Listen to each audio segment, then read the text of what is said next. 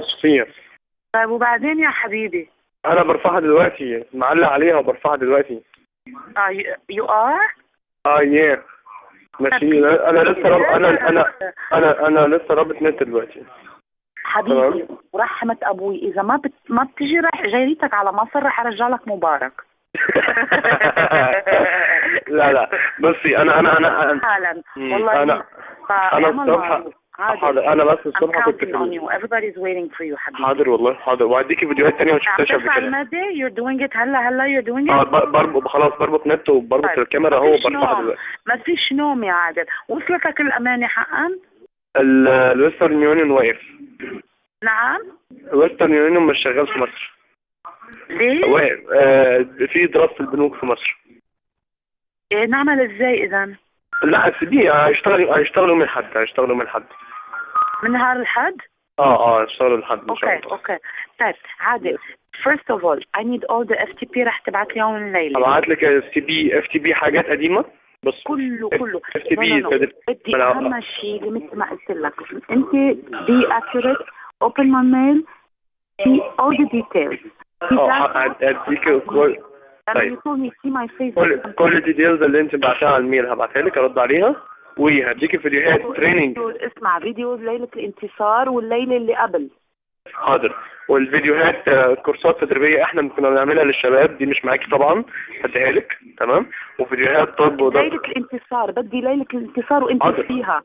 حاضر هديكي كذا حاجه، مش دي بس. وكانفاس وهديكي تدريبات احنا كنا بنعملها للشباب في القاهره. وهديكي صور لنشاطك بغزه. ما عندك فيديوز؟ لا ما عنديش فيديوهات ليا في غزه، ليا صور بس ولا بيكتشرز. اوكي ابعت لي هودي وخلينا على اتصال. دونت كلوز يور فون.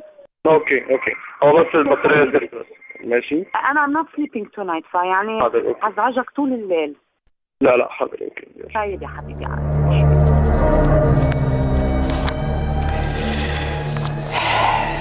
سمعتوا معايا المكالمة؟ سيدة لا تجيد اللغة المصرية، يبدو عليها لغة شامية، قد تكون إسرائيلية، قد تكون لبنانية، whatever. تجيد الإنجليزية بطلاقة وتجيد اللغة الشامية لا تتحدث العربية. في 5 ملاحظات هركز عليها. الملاحظة الأولى أنها بتقول له I am counting on you, everybody is waiting for you. أنا بعتمد عليك، كل شخص هنا عندنا في انتظارك، في انتظار هذه المعلومات التي ستأتينا بها. بتقول له الأمانة حجتك وصلتك. بيقول لها الويسترن يونيون واقف. عارفين الويسترن يونيون بيعمل ايه؟ تحويلات مالية من الخارج إلى الداخل ومن الداخل إلى الخارج. هي بعتاله تحويلات، فبتقول له الأمانة وصلتك. فبيقول لها الويسترن يونيون واقف، لكن ما تقلقيش، هو هيفتح يوم الحد فيه لخبطة أو فيه إضراب في البنوك، وهيفتح يوم الأحد. بتقول له أنا عايزة كل الديتيلز اللي بعتها لك على الميل. بيقول لها اني هبعت لك كل الديتيلز وهبعت لك حاجات ما شفتهاش قبل كده وما عندكوش هذه الحاجات. بتقول له طيب هل عندك فيديوهات عن تدريباتك في غزة او نشاطك في غزة؟ فبيقول لها لا للاسف ما عنديش، عندي تدريباتي في صربيا، لكن هبعت لك التدريبات اللي كنا بنعملها للمجموعات الشباب في مصر. وبعد كده لما هنرجع لمكالمات أخرى بعد كده هيتكلم هو وأحمد ماهر عن دورة كاملة بتتعمل بعد نجاح ثورة 25 يناير حوالين برضه تدريبات أخرى في صربيا ومشاركة الإخوان فيها وغيره.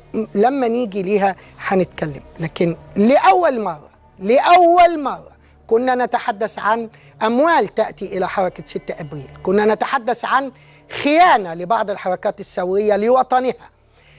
اليوم لدينا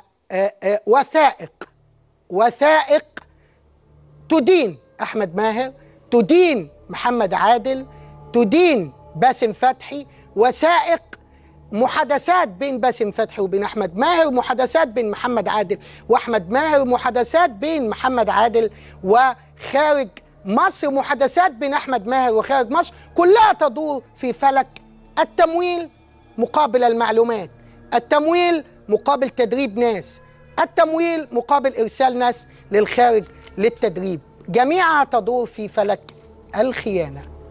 أول مرة في مصر